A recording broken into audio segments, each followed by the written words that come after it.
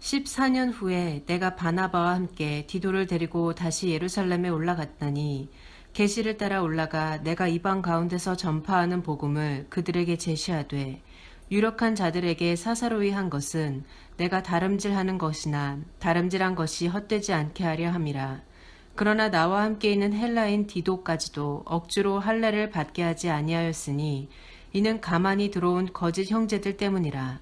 그들이 가만히 들어온 것은 그리스도 예수 안에서 우리가 가진 자유를 엿보고 우리를 종으로 삼고자 함이로되 그들에게 우리가 한시도 복종하지 아니하였으니 이는 복음의 진리가 항상 너희 가운데 있게 하려 함이라. 유력하다는 이들 중에 본래 어떤 이들이든지 내게 상관이 없으며 하나님은 사람을 외모로 취하지 아니하시나니 저 유력한 이들은 내게 의무를 더하여 준 것이 없고 도리어 그들은 내가 무할례자에게 복음 전함을 맡은 것이 베드로가 할례자에게 맡은과 같은 것을 보았고 베드로에게 역사하사 그를 할례자의 사도로 삼으신 이가 또한 내게 역사하사 나를 이방인의 사도로 삼으셨느니라. 또 기둥같이 여기는 야고보와 게바와 요한도 내게 주신 은혜를 알므로 나와 바나바에게 친교의 약수를 하였으니 우리는 이방인에게로 그들은 할례자에게로 가게 하려 함이라. 다만 우리에게 가난한 자들을 기억하도록 부탁하였으니 이것은 나도 본래부터 힘써 행하여 왔노라. 다 함께 기도 드리시겠습니다. 하나님, 오늘도 말씀을 사모하는 마음으로 저희들 이 자리에 섰습니다. 주여 성령으로 인쳐 주시어서 정한 마음을 창조하여 주시고 오늘 본문을 통하여 들려주신 하나님의 말씀을 살아계신 하나님의 말씀으로 온전히 받고 누리며 그 앞에 결단하는 은혜의 시간 되게 하여 주옵소서. 예수님의 이름으로 기도드리옵나이다. 아멘. 여러분, 이 시간 한 가지 질문을 드리도록 하겠는데요. 한 식당은 다른 식당보다 다양한 메뉴에 승부를 겁니다.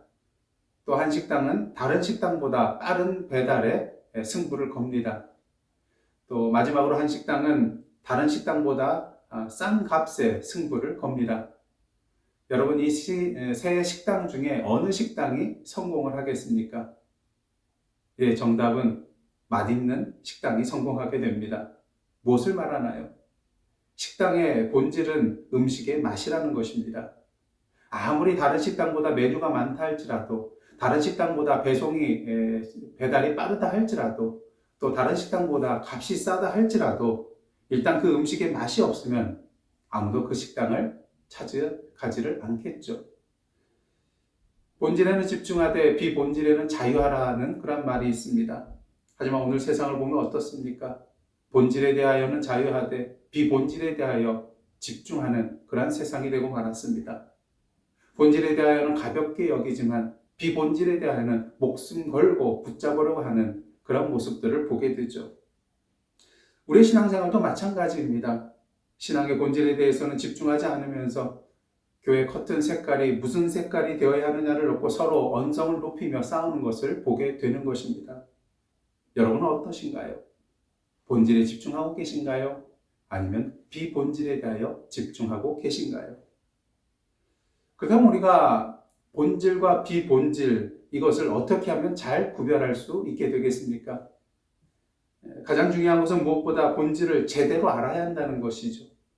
본질에 대해서 제대로 알 때 비로소 비본질적인 것이 눈에 들어오기 때문인 것입니다. 복음도 마찬가지입니다. 복음의 본질이 무엇인지 제대로 알게 되면 비본질적인 것들을 그때부터 제대로 구별할 수 있게 되는 것이죠. 그리고 그것들로부터 자유하게 될 수 있는 것입니다. 바로 사도 바울이 그러하였습니다. 복음의 본질에 대하여 집중하고 비본질적인 것에 대하여는 자유했거든요. 창세기 17장을 보시면 하나님께서 아브라함과 그의 후손들 사이에 영원한 언약을 맺으신 후에 그 언약의 표징으로서 남자들은 모두 할례를 받으라고 명하시는 것을 보게 됩니다. 그러면서 이렇게 말씀하시죠. 창세기 17장 14절 말씀입니다. 할례를 받지 아니한 남자 곧 그 포피를 베지 아니한 자는 백성 중에서 끊어지리니 그가 내 언약을 배반하였음이니라. 그런 의미에서 할례라는 것은 유대인에게 있어서 하나님의 언약 백성으로서의 정체성 그 자체라고 할 수가 있을 것입니다. 할례받지 않은 자는 혈통적으로 유대인이라 할지라도 그는 언약 백성에서 끊어진 자라 할 수 있기 때문인 것이죠. 하지만 여러분, 이 할례 자체가 하나님의 언약 백성의 본질적 요소인가요? 마음의 할례 없이 육신의 할례만 받았다고 하나님의 언약 백성이 되는 것일까요? 또한 그리스도인이 되기 위해서는 이 할례의 전통 그대로 행해야만 하는 것일까요? 사실 초기 교회 안에서 이 할례는 전혀 문제가 되지 않았습니다. 초기 기독교인들은 대부분 유대인이었기에 당연히 모든 남성들은 유대인의 전통에 의해 할례를 받은 자들이었기 때문인 것이죠. 하지만 복음이 이방인들에게 전해지고 비유대인 기독교인들이 교회 안에 생겨나면서 이 할례의 문제가 이제 수면 위로 떠오르게 되었습니다. 그리고 이 문제는 바울 선교에 큰 걸림돌이 되었죠. 당시 일부 거짓 교사들이 할례 문제를 가지고 바울을 공격했기 때문인 것입니다. 그들이 바울의 권위를 훼손시키기 위해 사용한 가장 대표적인 방법은 바울이 전하는 복음이 예루살렘에 있는 베드로 등 다른 사도들이 전하는 복음과는 다르다고 주장하는 것이었습니다. 그들은 바울에 대해서 바울은 자칭 사도라고 주장하며 자신이 전하는 복음이 예수 그리스도의 직접적인 계시로 말미암은 것이라고 말하고 있다고 그렇게 얘기를 합니다. 그러면서 바울이 이 말은 다 거짓이라는 것이죠. 그리고 사실 예수님의 제자로서 예수님에게 직접 세움을 받고 임명을 받은 베드로를 비롯한 다른 사도들이 전하는 복음이야말로 참된 복음이라고 주장을 하였습니다. 그리고 구원을 받기 위해서는 복음을 믿고 하나님께서 아브라함에게 명하신 할례를 행해야만 한다고 그렇게 또한 주장을 하였습니다. 듣기에 참으로 그럴듯합니다. 그러게 많은 갈라디아 성도들이 이러한 유혹에 넘어가게 되었죠. 근데 여러분, 거짓 교사들의 말대로 바울이 전한 복음과 다른 사도들이 전한 그 복음의 내용이 달랐을까요? 정말로 베드로를 비롯한 다른 사도들이 전한 복음에는 할례를 받아야만이 구원을 받는다는 그러한 내용이 들어 있었을까요? 만약 그렇다면 교회 안에는 두 가지의 복음이 존재하게 되는 것입니다. 바울이 전하는 복음과 또한 예루살렘에 있는 사도들이 전하는 복음인 것이죠. 하지만 복음의 본질은 오직 하나인 것입니다. 그러게 바울은 오늘 본문을 통하여 자신이 전하는 복음이 다른 사도들이 전하는 복음과 전혀 다르지 않다는 것을 분명히 보여주고 있습니다. 오늘 본문 1절 말씀입니다. 14년 후에 내가 바나바와 함께 디도를 데리고 다시 예루살렘에 올라간다니. 14년 후라는 것은 아마도 바울이 다메섹 도상에서 예수 그리스도를 만나 회심한 후 14년을 말하는 것 같습니다. 그리고 그 14년 후 다시 예루살렘으로 올라갔다는 것이죠. 여기서 다시 올라갔다라고 말하고 있는 것은 지난주 본문 말씀처럼 전에 그가 15일 동안 잠시 예루살렘에 체류한 적이 있었기 때문인 것입니다. 그렇다면 이러한 바울이 다시 예루살렘으로 올라가게 된 이유는 무엇일까요? 자신이 모르고 있던 새로운 복음의 내용을 다른 사도들로부터 듣고 배우기 위해서였을까요? 아니면 그들로부터 자신의 복음에 대해 공식적으로 인정받기를 원해서였을까요? 사실 사도 바울이 예루살렘으로 다시 올라간 이유는 이것들이 아니었습니다. 2절 말씀 보시겠습니다. 계시를 따라 올라가 내가 이방 가운데서 전파하는 복음을 그들에게 제시하되 유력한 자들에게 사사로이 한 것은 내가 다름질하는 것이나 다름질한 것이 헛되지 않게 하려 함이라. 바울이 예루살렘으로 다시 올라가게 된 궁극적인 이유는 한 가지입니다. 예루살렘으로 올라가라는 계시를 받았기 때문인 것이죠. 올라가라 하셨기에 올라가게 된 것입니다. 그리고 그는 자신이 이방 가운데 전파하는 복음을 예루살렘의 사도들에게 제시하였는데 그가 이렇게 한 것은 자신이 전하는 복음에 대하여 그들로부터 조언을 듣거나 자신이 전하는 복음에 대하여 그들에게 확신시키기 위한 목적이 아니었습니다. 그가 이렇게 한 이유는 오직 한 가지, 자신이 다름질하는 것이나 다름질한 것이 헛되게 되지 않게 하려 함이었다는 것이죠. 다시 말해서 자신이 전하는 복음에 대하여 거짓 주장을 하는 유대주의자들의 영향력을 무너뜨리기 위함이었다는 것입니다. 이를 통하여 우리는 바울이 그리스도 예수의 계시로 말미암은 자신이 전하는 복음에 대하여 확신을 가지고 있었다는 것을 분명히 보게 됩니다. 만일 자신이 전하는 복음에 대하여 의심이나 흔들림이 있었다면 14년 전이 아니라 14년 후가 아니라 그 이전에 벌써 예루살렘을 다시 방문하여 다른 사도들과 만나 복음에 대한 이야기를 나누었을 것이기 때문인 것이죠. 특히 우리는 바울이 자신이 전하는 복음에 대한 확신이 있었다는 것을 1절 말씀을 통하여 분명히 알 수 있습니다. 1절 말씀 다시 한번 보도록 하겠습니다. 14년 후에 내가 바나바와 함께 디도를 데리고 다시 예루살렘에 올라갔나니. 바울이 예루살렘으로 올라갈 때에 바나바와 함께 디도를 데리고 올라가게 됩니다. 아시다시피 바나바는 바울의 선교 동역자로서 이름은 본명은 요셉이며 유대인 그리스도인이었습니다. 유대인이었기에 당연히 할례를 받은 자였죠. 하지만 디도는 바울이 아들처럼 여기는 자로서 헬라인이었습니다. 유대인이 아닌 헬라 이방인 그리스도인이었기에 그는 할례를 받지 않은 자였습니다. 그런 의미에서 바울이 디도를 데리고 예루살렘으로 올라갔다는 것은 한편으로는 큰 모험이었다라고 말할 수 있을 것입니다. 예루살렘에 있는 유대주의자들이 디도로 하여금 할례를 받으라고 강요할 것이 불보듯 뻔했기 때문인 것이죠. 만일 바울이 자신이 전하는 복음에 대한 확신이 없었다면 할례를 받지 않은 디도를 예루살렘으로 데리고 올라가지 않았을 것입니다. 일부러 분쟁을 일으킬 필요가 없잖아요. 하지만 바울은 디도를 예루살렘으로 데리고 올라갔습니다.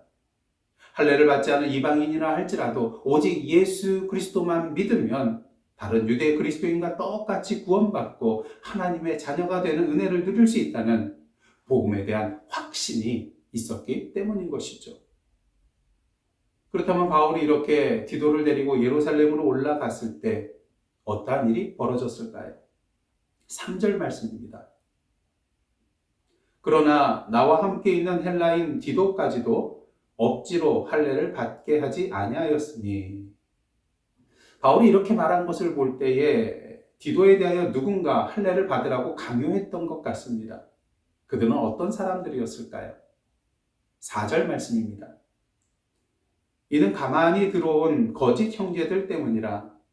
그들이 가만히 들어온 것은 그리스도 예수 안에서 우리가 가진 자유를 엿보고 우리를 종으로 삼고자 함이로되.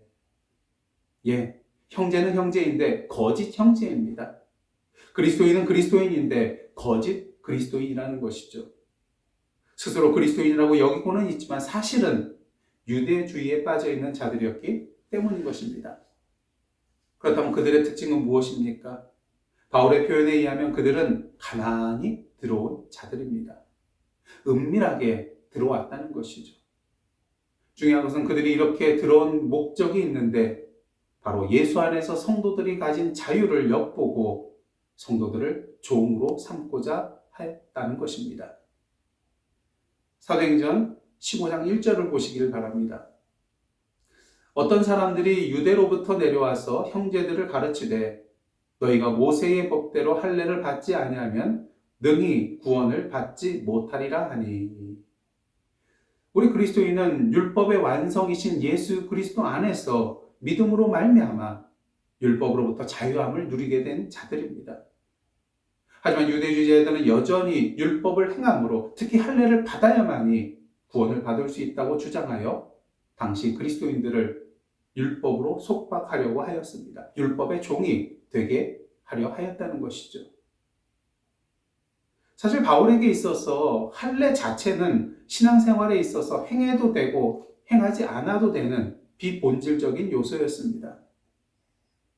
사도행전 16장을 보시면 바울이 어머니가 유대인이며 아버지가 헬라인인 디모데를 데리고 갈 때 할례를 받게 하는 것을 보게 됩니다. 무엇을 받게 했다고요? 할례를 받게 하였습니다. 어떻게 보면 오늘 본문의 디도 이야기와는 상반된 것처럼 모순된 것처럼 보입니다. 하지만 바울이 디모데로 하여금 할례를 받게 한 것은 디모데의 구원을 위한 조건으로서가 아니었습니다. 탈무드에 보시면 유대인은 어머니가 유대인이어야 유대인이다 란 말이 있듯이 유대 문화 속에서는 어머니가 유대인이면 그 자녀 또한 유대인이 됩니다. 그런 의미에서 디모데는 어머니가 유대인이었기 때문에 유대인으로서 당연히 할례를 받아야 할 자였습니다. 바울은 생각하였을 것입니다. 디모데가 앞으로 유대인에게 복음을 전하기 위해서는 정식으로 할례 받은 유대인이 되는 것이 도움이 될 수 있을 것이라고요. 예, 구원의 조건으로서가 아니라 믿지 않는 자들에게 효과적으로 접근하여 믿지 않는 유대인들에게 효과적으로 접근하여 복음을 전하게 하기 위한 수단으로서 할례를 받게 했다는 것이죠. 바울은 고린도전서 9장 19절로부터 23절을 통하여 이렇게 말하고 있습니다. 내가 모든 사람에게서 자유로우나 스스로 모든 사람에게 종이 된 것은 더 많은 사람을 얻고자 함이라. 유대인들에게 내가 유대인과 같이 된 것은 유대인들을 얻고자 함이요 율법 아래에 있는 자들에게는 내가 율법 아래에 있지 아니하나 율법 아래에 있는 자같이 된 것은 율법 아래에 있는 자들을 얻고자 함이요 율법 없는 자에게는 내가 하나님께 율법 없는 자가 아니요 도리어 그리스도의 율법 아래에 있는 자이나 율법 없는 자와 같이 된 것은 율법 없는 자들을 얻고자 함이라. 약한 자들에게 내가 약한 자와 같이 된 것은 약한 자들을 얻고자 함이요 내가 여러 사람에게 여러 모습이 된 것은 아무쪼록 몇 사람이라도 구원하고자 함이니 내가 복음을 위하여 모든 것을 행함은 복음에 참여하고자 함이라. 그런 의미에서 사도 바울에게 있어서 할례라는 것은 복음의 본질적인 요소가 아니었습니다. 단지 복음을 유대인에게 효과적으로 전하기 위한 비본질적인 수단이었기 때문인 것이죠. 그러게 오늘 본문에서는 디도로 하여금 억지로 할례를 받지 못하도록 했던 것입니다.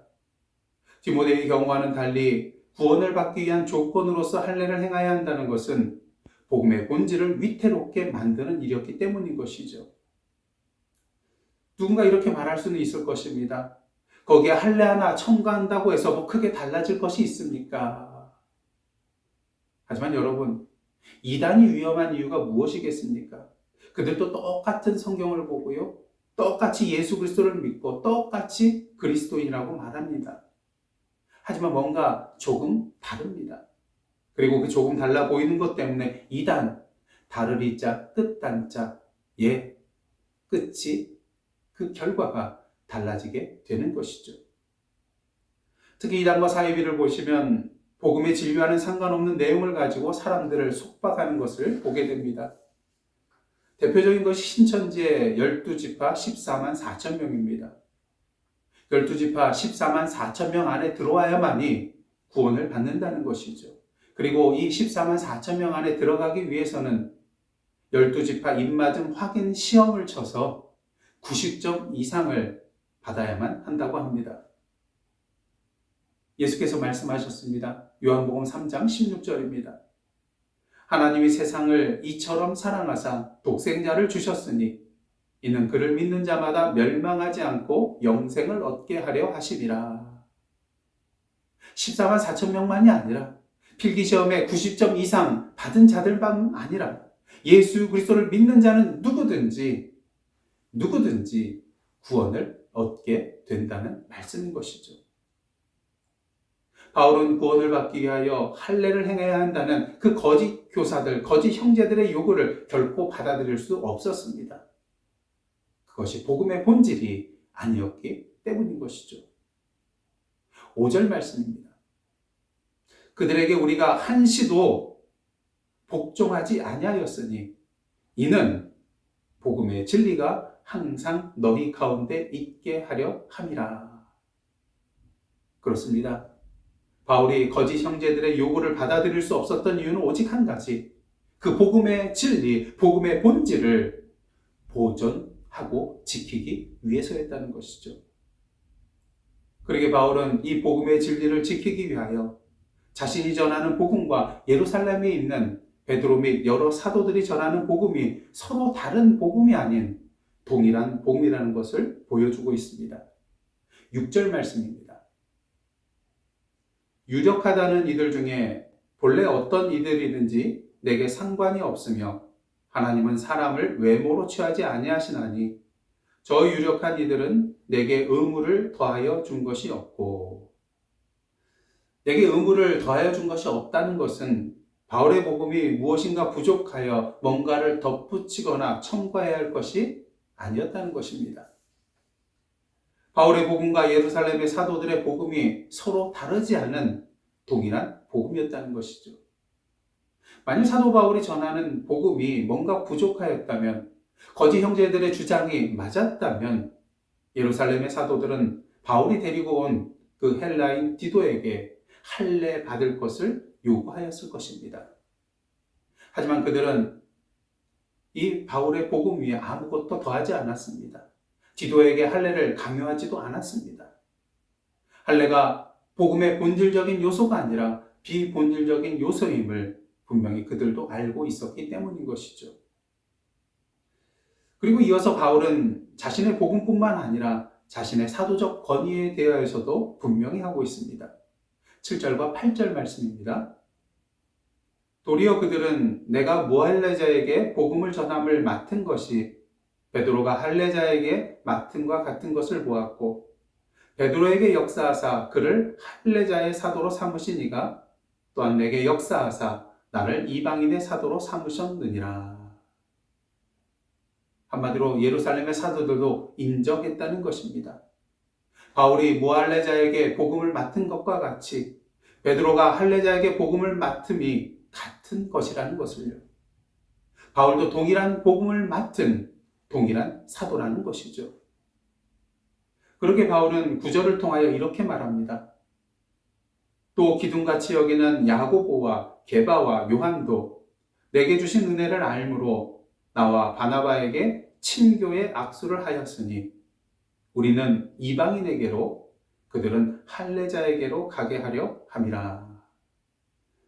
야고보와 베드로와 요한이 바울과 바나바와 친교의 악수를 하였다는 것은 그들이 바울과 바나바를 자신들과 같은 복음의 동역자로 인정하였음을 의미하는 것입니다. 이로써 사도 바울은 예루살렘의 다른 사도들과의 만남을 통하여 자신이 전하는 복음이 참된 복음이라는 것을 분명히 드러낼 수 있게 되었습니다. 그의 복음은 다른 사도들의 복음과 동일한 복음이었습니다. 더 이상 무엇인가를 덧붙이지 않아도 되는 온전한 복음이었다는 것이죠. 그리고 그 증거는 바로 그가 예루살렘으로 데리고 온 디도였습니다. 헬라인 그리스도인으로서 할례받지 않은 디도였지만 예루살렘에 있는 사도들은 그에게 할례받을 것을 요구하지 않았습니다. 예수 그리스도를 믿어 구원을 받고 그리스도인이 되는 것이 바로 복음의 본질이었기 때문인 것이죠. 이 복음의 본질은 결코 변하지 않습니다. 결코 빼거나 첨가할 것이 없습니다. 오늘도 교회나 그리스도인들이 연합하지 못하고 다투며 무너지는 이유가 무엇이겠습니까? 주님께서 주신 이 복음의 본질로 하나 되지 못하고 할례와 같은 비본질적인 요소에 목숨을 걸기 때문인 것입니다. 만약 우리가 복음의 본질을 지켜나간다면 우리는 예루살렘의 사도들과 바울이 나눈 친교의 악수를 통하여 주님께서 우리에게 맡겨주신 그 각자의 신앙과 선교의 현장에서 복음을 전하며 함께 동역하며 나아가게 될 것입니다. 그러게 바울은 예루살렘을 디도로 데리고 올라왔습니다. 바울에게 있어서 디도는 자신이 전하는 복음의 본질에 대한 확신이요, 열매요, 증거였기 때문인 것이죠. 사랑하는 성도 여러분, 여러분은 지금 무엇에 집중하고 계십니까?